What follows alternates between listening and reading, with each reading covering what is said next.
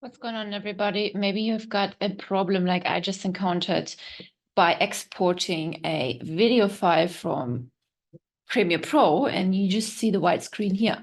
No matter what you do, it just does the voice, but all you see is a white blank screen all the way through. So if that's your problem, here's the solution. You just go in and you just create a new sequence, file new, and then you go sequence. And then you take the same dimensions as the original video. Here's, let's say, demo now. Hit OK. And you see here's a demo video, right?